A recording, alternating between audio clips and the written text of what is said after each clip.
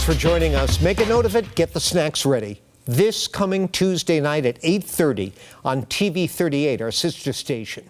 WBZ and the Boston Globe are co-sponsoring the first debate between the two candidates on your ballot for U.S. Senate, the incumbent, Elizabeth Warren, and her Republican challenger, John Deaton. The debate will be an hour long. In addition to TV 38, it'll be aired live on WBZ News Radio 1030 and streamed live on WBZ-TV.com and BostonGlobe.com. Joining in on the questioning Tuesday night along with me will be Victoria McGrain, veteran reporter and political editor of the Globe, and she joins me now for a preview. Victoria, good to see you. Good to see you too. The new Globe Suffolk poll shows Senator Warren trouncing Deaton by 24 points. That's consistent with other polls we've seen. In light of that, and I always want to remind voters, polls and punditry has nothing to do with your casting your ballot. Get out and vote.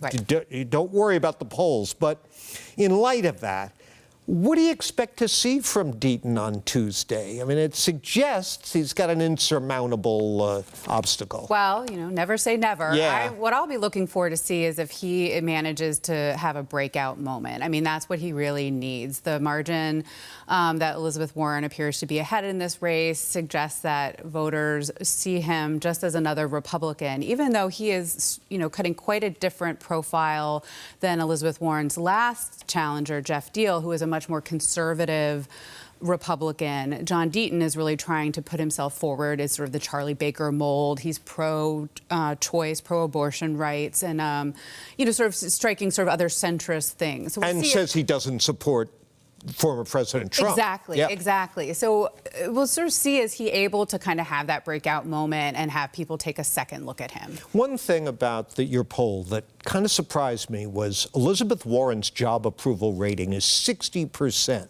That's not only higher than any other poll that they tested, including Governor Healey or Kamala Harris, the vice president, but it's one of the higher numbers I've seen for her. Often her approval rating has hovered in the high 40s. Right. What do you make of that? Why do you suppose that is? I mean, it's sort of impossible to know, but I wonder, you know, I think that probably has a lot to do with the national environment that we're in. Mm-hmm. You know, she got this warm, sustained round of applause at the Democratic National Convention. I think she is seen as one of the sort of bulwarks against another Trump era, the sort of things we saw in the Trump era. And so if you are opposed to Donald Trump, as many Massachusetts voters are, that she might be seen warmly in that context as someone who's on our side, fighting for our side for those voters.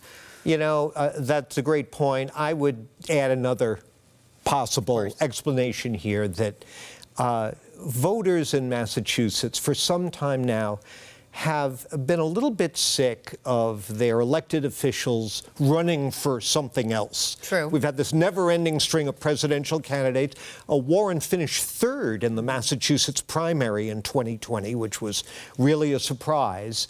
I wonder if the fact that she's no longer running for president, that's what she says. That's a very good point, yes. And is settling in as senator, maybe that in this case, presence makes the heart grow fonder. Definitely. Though she is out on the trail outside of Massachusetts, campaigning pretty hard in states like Pennsylvania and Wisconsin for Kamala Harris. In the Globe Suffolk poll, and certainly an issue that's likely to come up on Tuesday, is immigration, the situation at the border, the impact of migration in Massachusetts. Your poll showed both compassion for the plight of these migrants and a lot of compassion fatigue when it comes to the impact the migrants are having on housing and schools.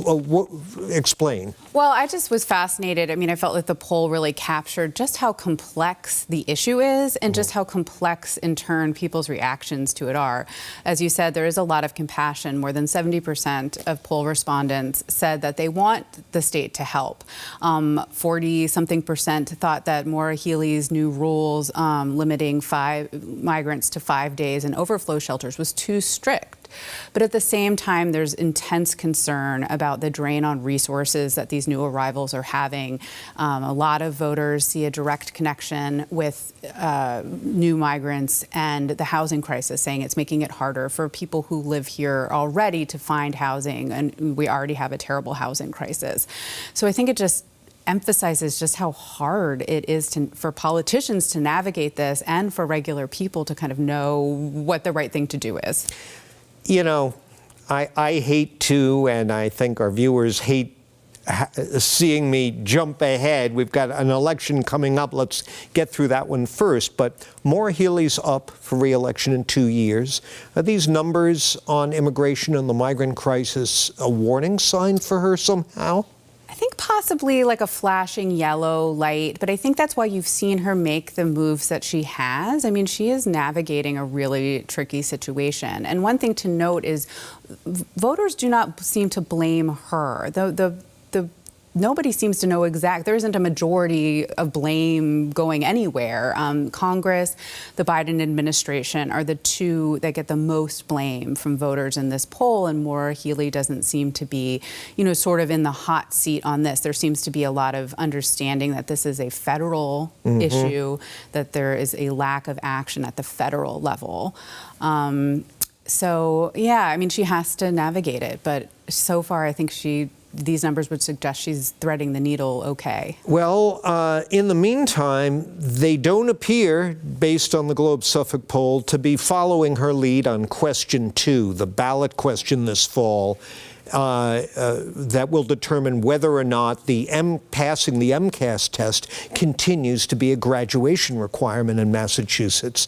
58-37, yes on 2 is leading. Healey came out and endorsed a no vote.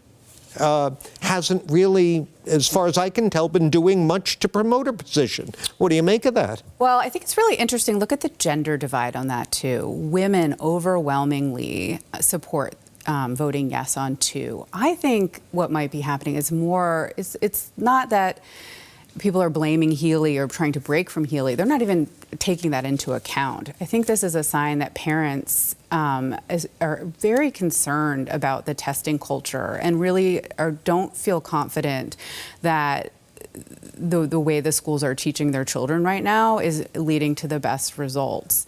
So that, to me, is more a bad sign of confidence in the state of our schools, our public schools, than some sort of commentary on Maura Healey or any other politician. Very interesting. Well, that's going to bear watching.